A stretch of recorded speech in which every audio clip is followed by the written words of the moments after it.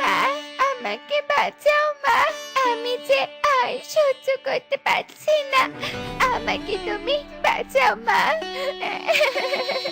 মারে, তোর কিচ্ছু হবে না। আমি তোকে বাঁচাবো মা, আমি তোকে বাঁচাবো। তুই একটু কষ্ট কর মা, আমি আসছি। পরি তার মেয়েকে বাঁচানোর জন্য পাগলের মতো ছোটাছুটি করতে থাকে। পরি কোনো উপায় না পেয়ে তান্ত্রিক বাবার সহায় হয়। তান্ত্রিক বাবা, তান্ত্রিক বাবা, দোহাই লাগে, আমার মেয়েকে বাঁচান। আমার মেয়ে যে অনেক অসুস্থ। আমাকে ক্ষমা করে দিস পরি, তোকে সাহায্য করার যে আমার কোনো সাধ্য নেই। আমার কোনো তন্ত্রমন্ত্র কাজ করবে না তোর ওপর। তুই নিজেই নিজের পথ খুঁজে বের কর পরি, নিজেই খুঁজে বের কর। না, না, এ হতে পারে না। আমি আমার শক্তি ব্যবহার করতে পারছি না। পরি কোনো উপায় না পেয়ে অঝরে কাঁদতে থাকে। টুনি, কোথায় গেলে তুমি? দেখো আমি কি নিয়ে এসেছি। টুনি, টুনি। হে কি, এত বড় মাছ! টোনা, তুমি এত বড় মাছ আনতে গেলে কেন? এমনিতেও তো ঘরে অন্যান্য বাজার নেই, আর তুমি কি না এত দামি মাছ নিয়ে এলে? টুনি, প্রত্যেকদিন সবজি খেতে খেতে জিভে কড়া পড়ে গেছে, তাই আজ জমি সবজি বিক্রি করে মাছ নিয়ে এলাম। যাও টুনি, এখন আর কথা না বাড়িয়ে তাড়াতাড়ি মাছটা রান্না করো দেখি। খিদের জ্বালায় পেট আমার গুড়গুড় করছে। আচ্ছা ঠিক আছে টোনা, আমি এক্ষুনি রান্না করে নিয়ে আসছি। তুমি হাত মুখ ধুয়ে নাও। এরপর টুনি মাছ রান্না করতে রান্নাঘরে চলে যায় আর রান্না করা শেষে টুকি আর টোনাকে খেতে দেয়। খাবার প্লেটে মাছ দেখে টুকি তো অবাক হয়ে যায়। একে মাছ, মাছ কোথায় পেলে মা? আমি আবার ভুল দেখছি না তো? না রে মা, তুই ঠিকই দেখছিস। তোর বাবা আজ বড় মাছ নিয়ে এসেছে। কি মাছে, কি মজা! আজ আমি মাছ দিয়ে ভাত খাবো। পাগলি মেয়ে আমার, বাবা মেয়ে একই রকম। ভালো খাবার ছাড়া তাদের শান্তি হয় না। টনিরা এভাবে সুখ দুঃখ ভাগ করে সুখেই দিন কাটাচ্ছিল। একদিন হঠাৎ শুরু হলো দমকা হাওয়া, আর চারদিকে নেমে এলো ঘোর অন্ধকার। টোনা, এসব কি হচ্ছে?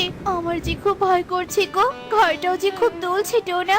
টুনি, আমিও তো কিছুই বুঝতে পারছি না। তুমি টুকির কাছে যাও, নইলে টুকি ভয় করবে। এরপর টনি টুকির কাছে যায়, আর এদিকে বাতাসের গতি আরো বাড়তেই থাকে, আর প্রচন্ড বাতাসে টুনিদের ঘরের চাল উড়ে যায়। হায় সৃষ্টিকর্তা, এটা আমাদের কি করলে? এখন আমরা এত বাতাসে কোথায় গিয়ে আশ্রয় নিব?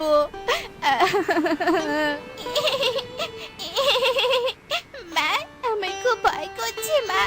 এক্ষুনি এক্ষুনি মনে হয় আমাদের ঘরটা আমাদের গায়ে ভেঙে পড়বে। টুনি, টুকি ঠিক বলছে। আমাদের এক্ষুনি এই ঘর থেকে বের হতে হবে, না হলে যে বড় বিপদ হতে পারে। এরপর টুনি টোনা আর টুকি বাতাসের মধ্যেই ঘর থেকে বেরিয়ে আসে, আর ঘর থেকে বেরিয়ে আসার সাথে সাথেই ঘরটা বাতাসে উড়ে যায়। হায় খোদা, কত বড় বিপদ থেকে আজ বেঁচে গেলাম আমরা। টোনা, এভাবে আমাদের বাইরে থাকা বিপজ্জনক। চলো আমরা কারো বাড়িতে গিয়ে আশ্রয় নেই। এরপর ঝড় বাতাসেই টোনারা আশ্রয়ের খোঁজে বেরিয়ে পড়ে, আর সবার বাড়ির দরজা ঠক ঠক করলেও কেউ দরজা খোলে না। অবশেষে টোনারা কালুর বাড়িতে গিয়ে আশ্রয় চায়। কালু দাদা, ও কালু দাদা, দয়া করে দরজা খোলো না। আমরা যে খুব বড় বিপদে পড়েছি। কালু দাদা। এ কি টোনা, তোরা এই ঝড়ে বাহিরে কি করছিস? এরপর টোনা কালুকে সব কথা খুলে বলে। কালু দাদা, দয়া করে আমাদের একটু সাহায্য করো না। আমরা যে বড্ড বিপদে পড়েছি। দেখ টোনা, আমরা কাউকে সাহায্য করতে পারবো না। আমাদের যে একটু ঘর, দুজনেরই জায়গা হয় না, তার মধ্যে তোরা তিনজন এসেছিস আশ্রয় নিতে। আহা কাকুলি, এভাবে বলছো কেন? অন্যের বিপদে সাহায্য করতে হয়, সেটা কি ভুলে গেছো? আমাদের রান্নাঘর তো পড়ে আছে, সেখানেই না হয় টোনাদের আশ্রয় দাও। এ মানে না মানে, কালু ঠিক আছে, তোমার কথাই টোনাদের আমি আশ্রয় দিচ্ছি। যত সব উটকো ঝামেলা এসে আমার কপালেই জুটেছে।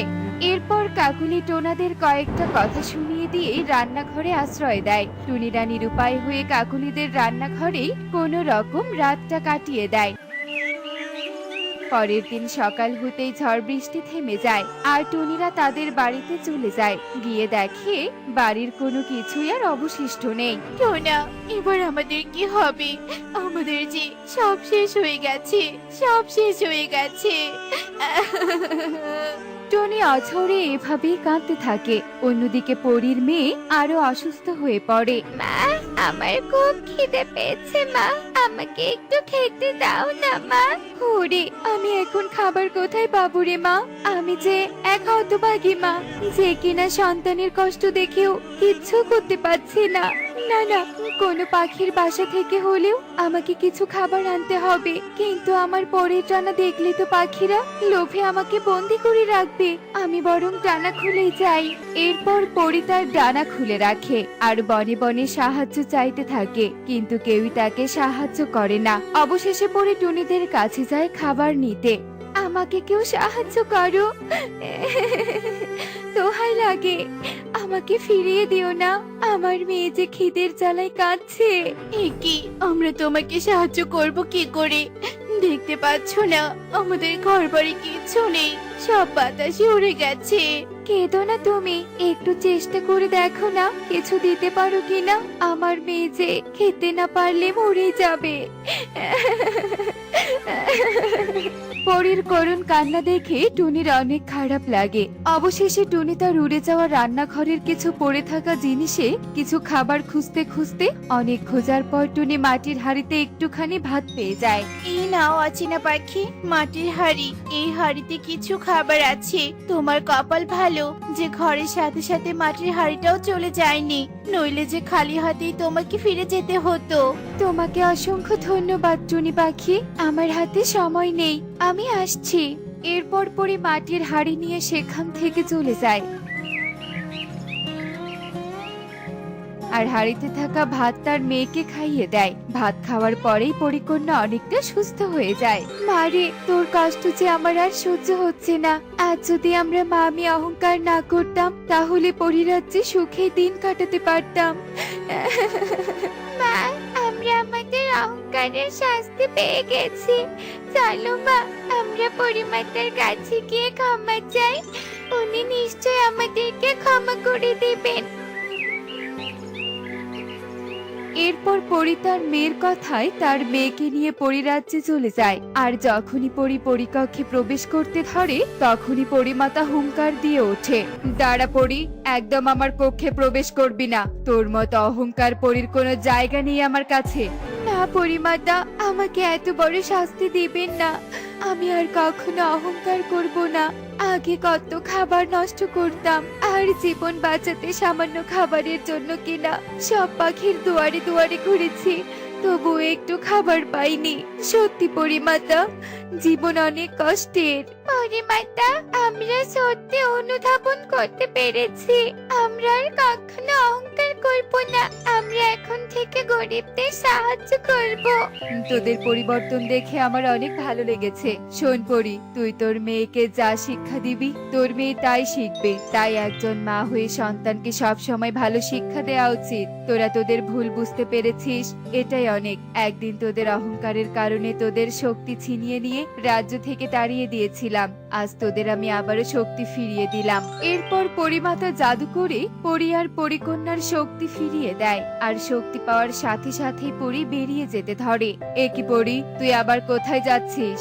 পরিমাতা, পাখিদের বনে এক অসহায় টুনি পাখি বড্ড বিপদে আছে। টুনি পাখি আমাকে সাহায্য করেছিল, তার প্রতিদান দিতে যাচ্ছি।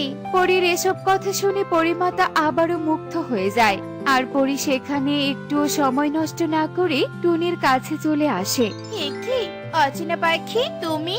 ও মা, তোমার দেখছি পরীর মতো ডানাও আছে। এরপর পরি টুনিকে সব কথা খুলে বলে। নিজের কর্মের ফল ভোগ করে আমাদের শিক্ষা হয়ে গেছে টুনি পাখি। তুমি আমাকে খাবার দিয়ে অনেক বড় উপকার করেছিলে, তাই শক্তি পাওয়ার পর আমি তোমাকে উপকার করতে এসেছি। এ কথা বলেই পরি জাদু করে অনেক সুন্দর একটা বাড়ি টুনিকে উপহার দেয়। টুনি পাখি, তুমি অনেক ভালো, তুমি অন্যের উপকার করেছো বলে আজ তুমি পুরস্কৃত হয়েছো। সবই তোমার কর্মের ফল। পরি, তোমাকে যে কি বলে ধন্যবাদ দেব আমি ভাষায় প্রকাশ করতে পারছি না। ওগো, আজ থেকে আমাদের থাকার আর কোনো অসুবিধা হবে না। এরপর পরি সেখান থেকে চলে যায়। তো বন্ধুরা, দেখলে তো কর্মের ফল যেমনই হোক না কেন ভোগ সবাইকেই করতে হবে। তাই সময় থাকতে ভালো কর্ম করো আর ভালো ফল ভোগ করো। Bye bye. নদীর পাশে সুন্দর এই বনটি দেখছেন, এই বনের নাম মধুপুর বন। এই বনের চারদিকে সুন্দর আবহাওয়ায় পাখিদের মন ভরে যায়। এই বনেই বাস করত এক গরিব টুনি পাখি। মা টুকি, তুই বাড়িতে থাক, আমি কাকুলি দিদির বাড়িতে কাজ করতে যাচ্ছি।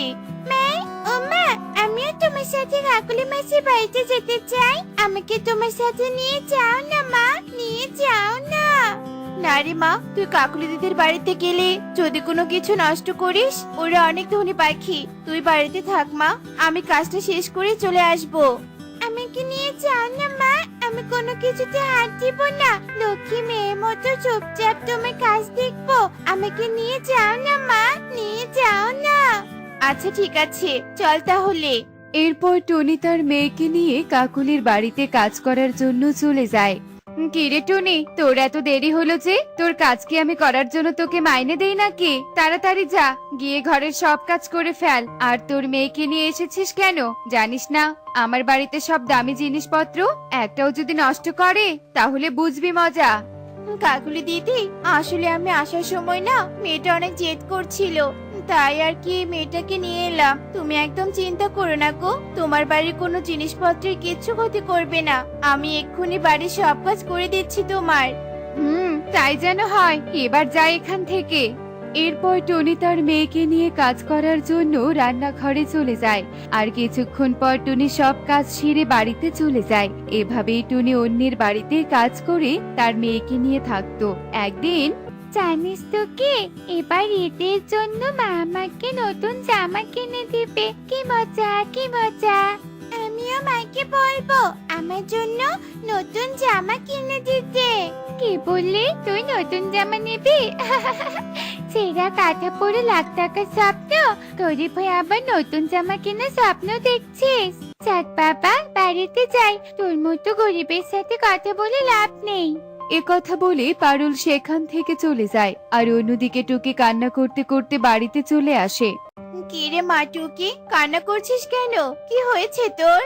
জানো মা, পারুল এবার ঈদের জন্য নতুন জামা কিনেছে। আমি বলেছি আমাকেও নতুন জামা কিনে দিবে মা, কিন্তু পারুল আমাকে গরিব বলে অপমান করে তাড়িয়ে দিয়েছে। মা, ও মা, তুমি আমাকে নতুন জামা কিনে দিবে তো? বলো না, দিবে তো? মারি, আমরা যে গরিব, গরিব হয়ে তোকে আমি কিভাবে এত টাকা দিয়ে ঈদের জন্য নতুন জামা কিনে দিব বল? বল তো দেখি। আমি কিচ্ছু জানি না মা, তুমি আমাকে ঈদের নতুন জামা কিনে দিবে মানে দিবে। আচ্ছা ঠিক আছে রে মা, আর জেদ করিস না। এবার তুই ঘরে হাত মুখ ধুয়ে আয় তো দেখি।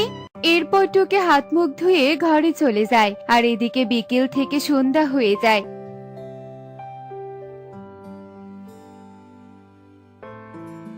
টনি আর টুকি রাতের খাবার খেয়ে শুয়ে পড়ে।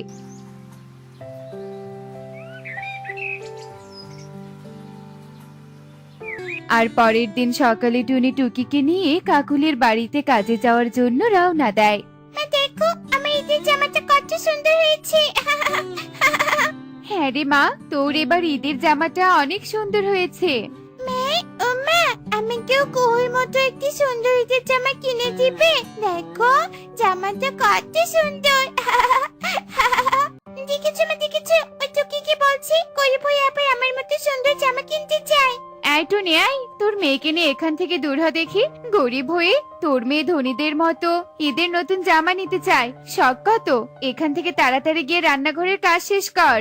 কাকুলির এমন কথা শুনে টুনি ও টুকি কান্না করতে থাকে। আর টুকি অপমান সহ্য করতে না পেরে সেখান থেকে কান্না করতে করতে বাড়িতে চলে যায়। এদিকে টুনি কাজ শেষ করে বাড়িতে যাওয়ার সময় রাস্তায় একটা জামার দোকান দেখতে পায়।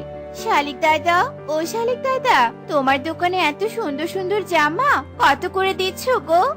টনি, এগুলো জামা 1000 করে। শালিক দাদা, 1000 টাকার কম হবে না? না না টুনি, তোদের মতো গরিবদের জন্য এসব জামা নয়, এগুলো হলো বনের ধনী পাখিদের জন্য। যা তো এখান থেকে যা, অযথা সময় নষ্ট করিস না আমার।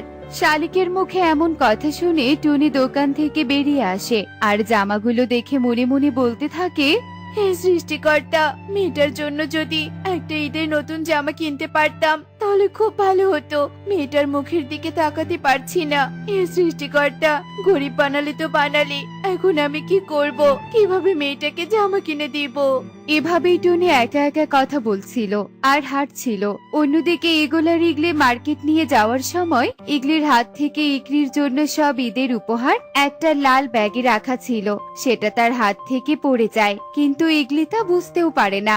না পেরে সেখান থেকে চলে যায়। আর অন্যদিকে টুনি সেই ব্যাগটা দেখতে পায়। আরে, এখানে এই লাল ব্যাগটা কোথা থেকে এলো? নিশ্চয়ই কেউ মার্কেট করতে এসে তার হাত থেকে পড়ে গিয়েছে, কিন্তু আশেপাশে তো কাউকেই দেখতে পাচ্ছি না। এরপর টুনি আশেপাশে দেখতে থাকে, কিন্তু আশেপাশে কেউ না থাকার কারণে আশেপাশে তো কাউকে দেখতে পাচ্ছি না। এখন তাহলে আমার কি করা উচিত? এই লাল ব্যাগটা যদি এখানে ফেলে রাখি তাহলে তো অন্য কেউ নিয়ে যেতে পারে। আমি বরং একটা কাজ করি, আমি বাড়িতে নিয়ে যাই, যদি কেউ খুঁজতে আসে তাহলে আমি তাকে দিয়ে দিব।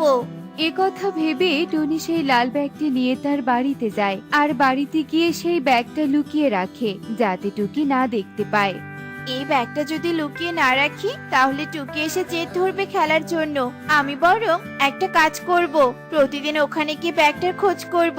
যদি আসল মালিককে খুঁজে পাই তাহলে তাকে ব্যাগটা দিয়ে দিব। এরপর যে কথা সেই কাজ। টুনি প্রতিদিন সেই ব্যাগটি নিয়ে মার্কেটের সামনে যায়, কিন্তু তার মালিককে খুঁজে পায় না। একদিন টুনি সেই ব্যাগটি নিয়ে মার্কেটের সামনে দাঁড়িয়েছিল, আর তখনই ইগল তার হাতে সেই ব্যাগটি দেখে টুনির কাছে আসে। আরে টুনি, এই ব্যাগটা তোর হাতে? এই ব্যাগ তুই কোথায় পেলি? ইগল দাদা, আমি এই ব্যাগটি এখানে কুড়িয়ে পেয়েছি, কিন্তু কার ব্যাগ সেটা সঠিক জানি না। ও আচ্ছা, এই ব্যাপার তাহলে। শোন তবে সব ঘটনা। কিছুদিন আগে আমি আর আমার ইগলি মার্কেট করতে এসেছিলাম ঈদের উপহার কিনতে, কিন্তু ইগলি ভুলক্রমে তা ফেলে দেয়। ইগল, ইকরির মার্কেটের লাল ব্যাগটা কোথায় জানি পড়ে গিয়েছে। চিন্তা করো না, পড়ে গিয়েছে তো কি হয়েছে, আমরা ইকরিকে নতুন করে ঈদের উপহার কিনে দিব। আমাদের কি টাকা পয়সার অভাব আছে নাকি বলো তো? শুনলি তো টুনি সবটা? এই হচ্ছে ঘটনা। ইগল দাদা, তাহলে এখন তুমি এই ঈদের উপহারটা নিয়ে যাও। না না টুনি, আমি আমার মেয়ের জন্য নতুন করে ঈদের উপহার কিনেছি। তুই সততার প্রমাণ দিয়েছিস, তাই তুই বরং ঈদের উপহারটা তোর মেয়েকে নিয়ে গিয়ে দে। সত্যি বলছো তুমি ইগল দাদা? তোমাকে অসংখ্য ধন্যবাদ। এরপর টুনি অনেক খুশি হয়ে ঈদের উপহারটি নিয়ে তার মেয়েকে দেয়। তুমি আমার জন্য এত সুন্দর ঈদের উপহার নিয়ে এসেছো, কি মজা কি মজা। টুকি এভাবে অনেক খুশি হয়ে যায়। অন্যদিকে কুহু টুকির বাড়ির আড়াল থেকে সবকিছু দেখে কুহু বাড়িতে গিয়ে কালুকে সব কথা খুলে বলে। কি বললি? ওই টুনি আমার বাড়িতে কাজ করে এত দামি ঈদের উপহার কিনেছে? নিশ্চয় ও আমার টাকা চুরি করে এত দামে উপহার কিনেছে। দেখাচ্ছি মজা, চল তো দেখি। কালু এ কথা বলে টুনির বাড়িতে যায়। টুনি, হ্যাঁ টুনি, তোর এত বড় সাহস! তুই আমার বাড়িতে কাজ করে আমার বাড়ির টাকা চুরি করে তোর মেয়েকে এত দামি উপহার কিনে দিয়েছিস। দে বলছি, দে, এই উপহার আমাকে দিয়ে দে। না কালু দাদা, এই উপহার আমাকে ইগল দাদা দিয়েছে, তুমি এভাবে জোর করে নিতে পারো না।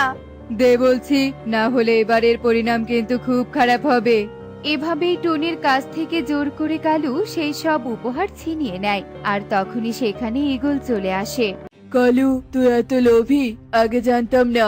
আমি টুনিকে ওই ঈদের উপহারটা দিয়েছিলাম, আর তুই সেটা ওর কাছ থেকে ছিনিয়ে নিচ্ছিস? তোর এত বড় সাহস! মানে, এক্ষুনি তুই আমার সামন থেকে চলে যা, তা না হলে তোকেই বনছাড়া করতে বাধ্য হব। এরপর ঈগলের মুখে এমন কথা শুনে কালু সেখান থেকে ভয়ে চলে যায়। আর অন্যদিকে টুকি ঈদের উপহার পেয়ে মহা খুশিতে নাচতে থাকে। দেখলে তো বন্ধুরা, সৎ কাজের ফল সবসময় সুমিষ্টি হয়। এমনই সব মজার মজার শিক্ষণীয় টুনি পাখির গল্প দেখতে আমাদের সাথেই থেকো। আর গল্পটি কেমন হয়েছে তা কমেন্টসে জানাতে ভুলো না কিন্তু। Bye bye.